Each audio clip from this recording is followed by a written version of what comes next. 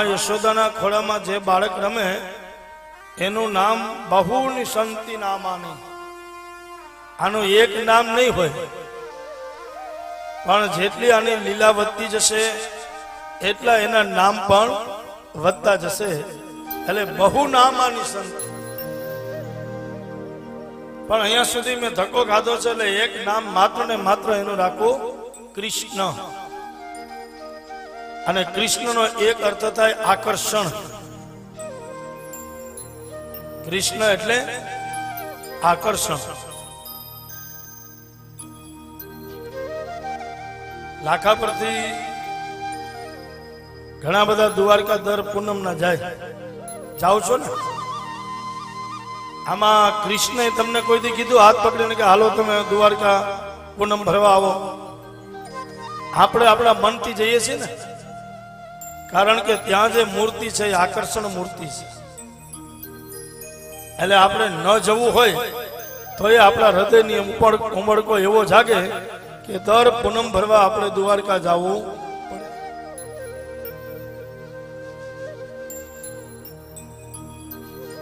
અને બોલાવે છે એટલે આપણે ત્યાં સુધી પહોંચીએ છીએ. તો બહુની સંતિ નામાની રૂપાણી છે સુતસ્ય તે.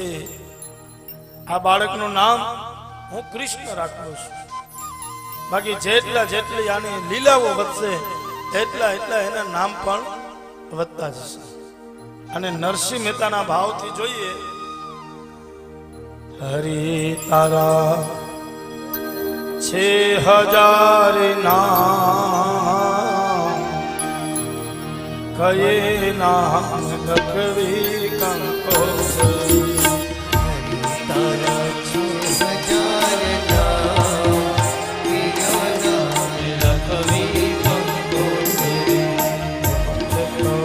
બદલે મુકામ કયે નામ લખવી કંકોત્રી.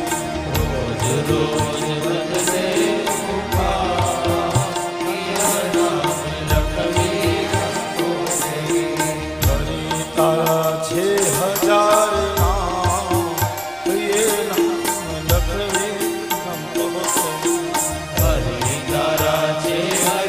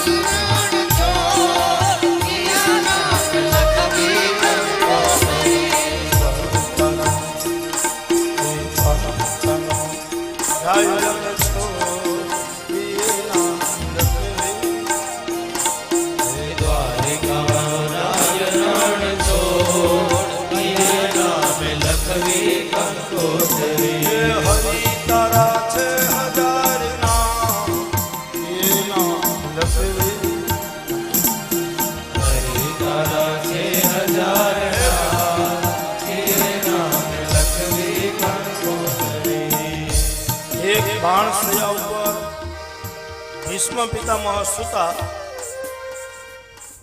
હસ્તિનાપુરના પાદરમાં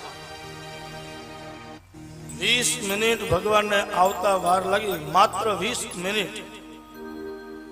તો 20 મિનિટમાં ભીષ્મ પિતામહએ 1000 નામથી પરમાત્માને પુકાર્યા છે. ભીષ્મ ઉવાચ યસ્ય સ્મરણ માત્રેન જન્મ સંસાર બંધના વિમોચતે નમસ્તસ્મૈ વિષ્ણવે પ્રભવિષ્ણવે. નમઃ સમસ્ત ભૂતાનાં આદિભૂતાય ભૂભૃતાય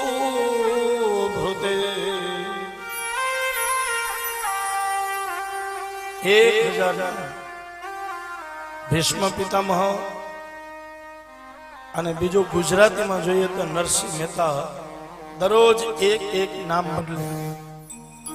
એટલે નરસિંહ મહેતાએ પણ ગુજરાતીમાં લખ્યું, હરિ તારા 6000 નામ કયે નામે લખી. રોજ રોજ તારા મુકામ બદલે. ક્યારેક મથુરામાં, ક્યારેક ગોકુળમાં, ક્યારેક દ્વારકામાં, ક્યારેક ડાકોરમાં, ક્યારેક જ્યાં.